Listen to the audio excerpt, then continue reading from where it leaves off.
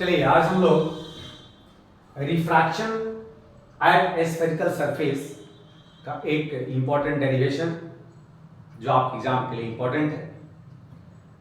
Refraction at spherical surfaces में हम लोग का रिफ्रैक्शन एक कॉनकेव सरफेस और कॉन्वेक्स दोनों के लिए हो सकता है।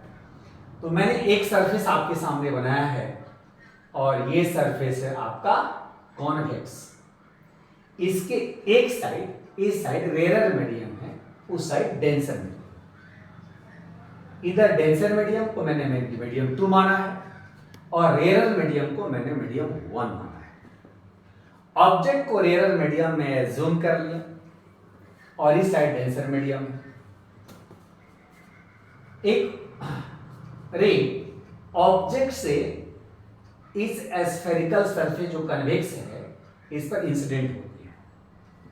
चूंकि रेरर मीडियम से इसको डेंसर मीडियम में जाना है, तब ये रे क्या होगी कि रिफ्रैक्ट होने के बाद इस साइड डेंसर है, रिफ्रैक्ट होगी।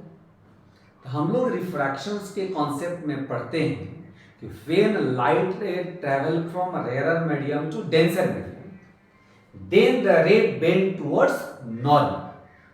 इसी कॉन्सेप्ट के साथ ये लाइट जब डेंसर मीडियम में जाएगी, देखोगे आप इस सेंटर ऑफ कर्वेचर से पॉइंट ऑफ इंसिडेंस पर एक लाइन में मिला है और इसको आगे बढ़ाया, एक नॉर्मल जैसा ये बिहेव करता है।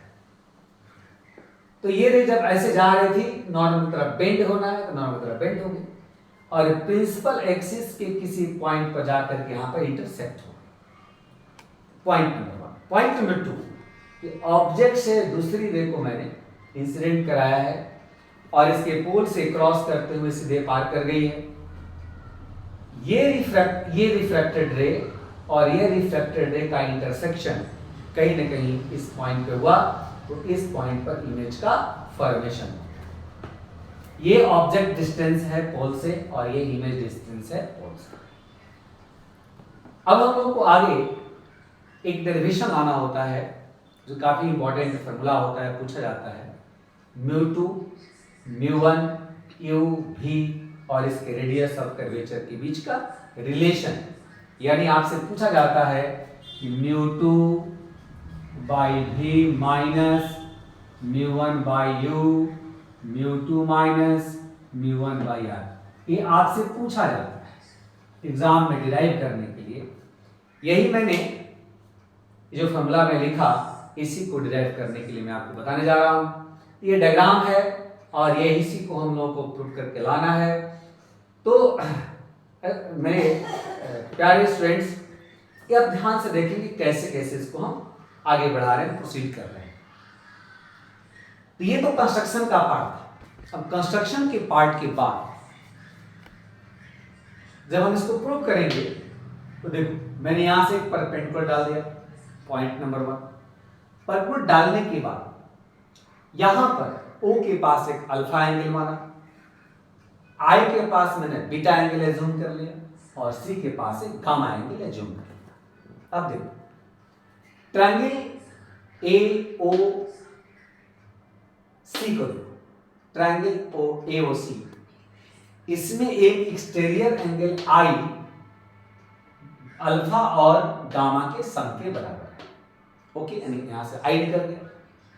In triangle ACI, A C और I, इसमें ये गामा R प्लस बीटा के बराबर हो गया।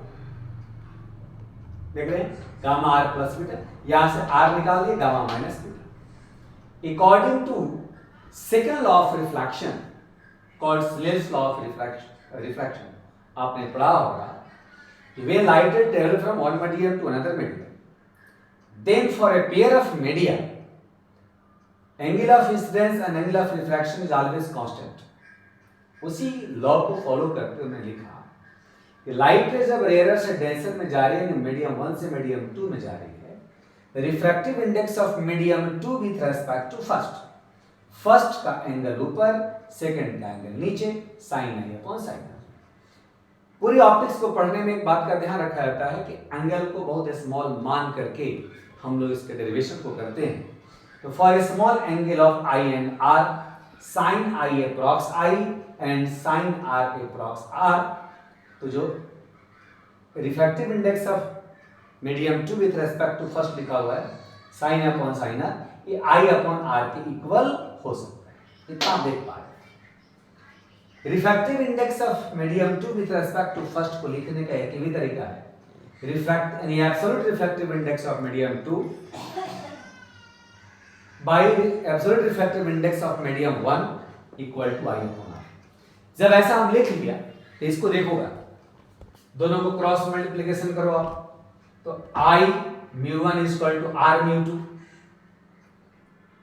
अब I μ1 equal to R μ2, I और R इक्वेशन 1 में I है, इक्वेशन 2 में R है। I और R को यहां लाकर पुट कर दिया गया, I की जगह पर अल्फा प्लस गामा और R की जगह पर गामा माइनस बीटा।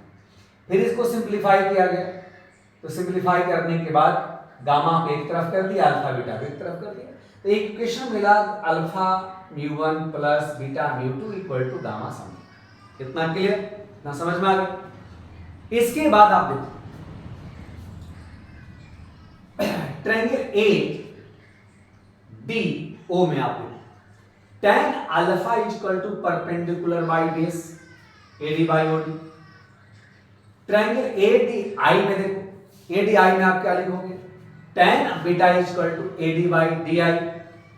अब इन ट्रायंगल एडीसी में क्या लिखोगे, tan gamma equal to AD by D C, वही लिखा गया है सर। साइन में और tan में स्मॉल एंगल के लिए वही रेशियो होगा जो एंगल का रेशियो होता है।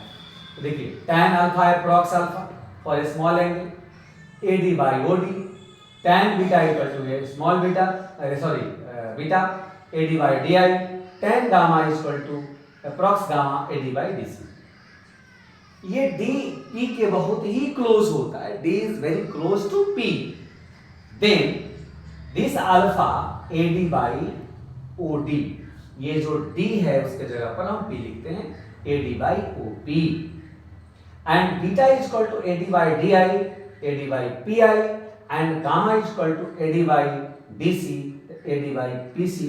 ये हम लोग डी को पी के करीब मान करके हम लोग ये बात कर रहे हैं।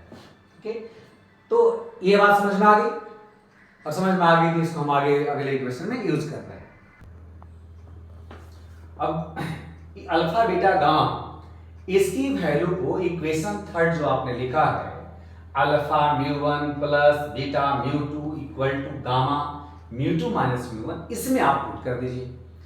अल्फा के जगह पर AD by OP, AD by OP μ1, beta के जगह पर AD by P I μ2, gamma के जगह पर एडी बाई पीसी μ2 माइनस μ1।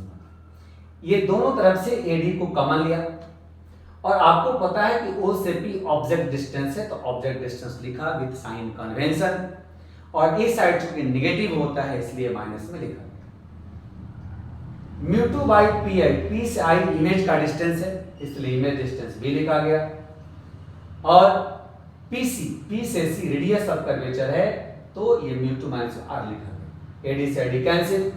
अब यार mu minus μ1 by u plus μ2 by u μ2 minus μ1 by R, ये माइनस और प्लस है तो मैं रीअरेंज कर दिया कि अच्छा लगेगा आपको। μ2 बाई भी minus μ1 by u μ2 minus μ1 by R. देख ले, जो ये इक्वेशन को प्रूव करना था यहां ये प्रूव हो गया।